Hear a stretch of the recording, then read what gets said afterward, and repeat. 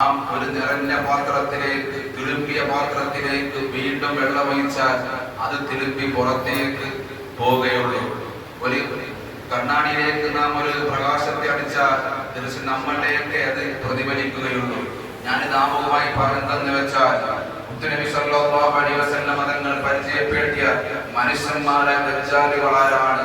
അവിടുന്ന് പറയുകയാണ്, ഖൂലു ഫീ ആഖിരിസ് സമാനി ദജ്ജാലൂന കദ്ദാബൂൻ യഖ്തൂനകും മിനൽ അഹാദീദി ബിമാ ലം തുസ്മഅ അൻതും വലാ ആബാഉകും ഇയ്യാഹും ഇയ്യാകും ലാ യുദില്ലൂനകും വലാ യുഫ്തിനൂനകും.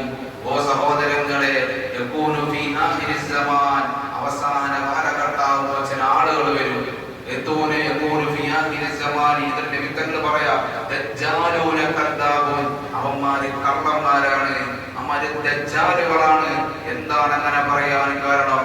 യഖ്തൂനകും മിനൽ അഹാദീഥി ബിമാ ലം തുസ്മഅ അൻതും വലാ ആബാഉകും, നിങ്ങൾ കേട്ടിട്ടില്ലാത്ത, നിങ്ങളെ ഉപ്പാപ്പമാര് മുൻഗാമികൾ കേട്ടിട്ടില്ലാത്ത ചില കാര്യങ്ങൾ അവർ ഹദീസിൽ നിന്ന് കൊണ്ടുവരും.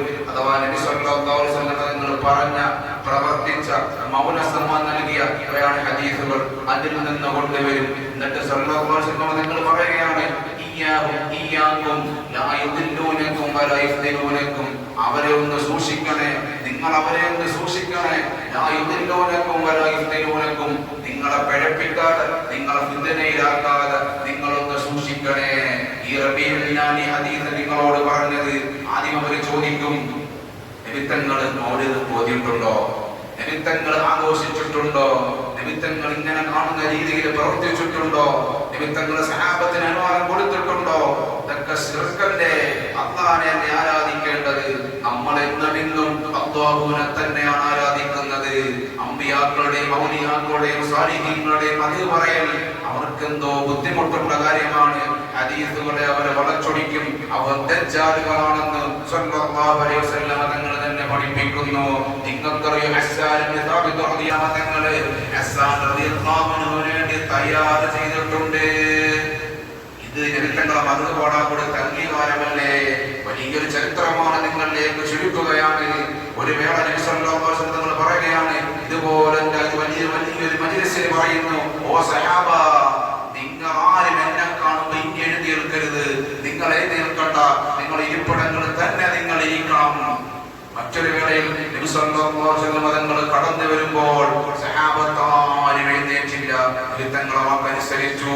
പക്ഷേ ഹസ്സാൻ ഇബ്നു സാബിത്ത് റളിയല്ലാഹു അൻഹുവിന് അത് ഉൾക്കൊള്ളാൻ കഴിഞ്ഞില്ല. അവിടുന്ന് എഴുന്നേൽക്കുന്നു.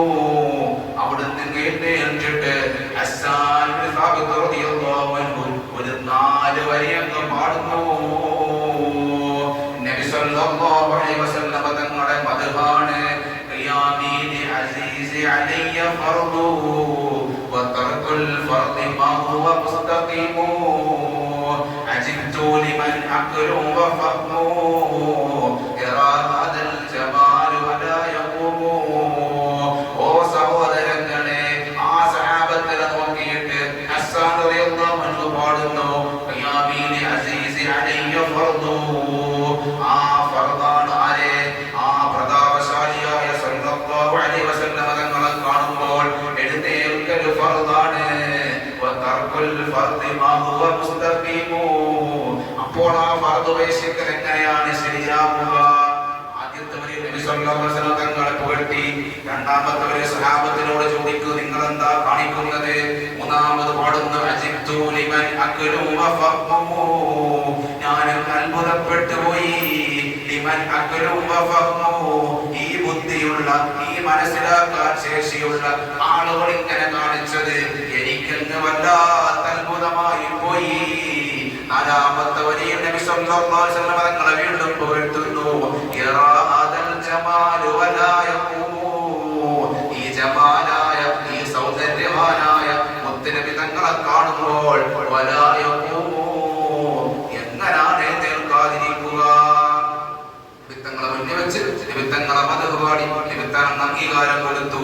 എന്തിന് വലിയ തെളിവെന്തിനാ സഹോദരങ്ങളെ? അത് തന്നെയാണ് നിബിത്തങ്ങൾക്ക് ശേഷമുള്ള പിൻഗാമികൾ ചെയ്തത്, നമ്മുടെ മുൻഗാമികൾ ചെയ്തത്. നമ്മളോതുന്ന മങ്കൂസ് മൗലിദ്, അവിടുത്തെ പൊന്നാനി അടങ്ങപ്പെട്ടിരിക്കുന്ന വലിയ മഹ്ദൂം തങ്ങളും തുടങ്ങിയ മഹാനന്മാർ രചിച്ചു വെച്ചത് തന്നെയാണ്. അതിൽ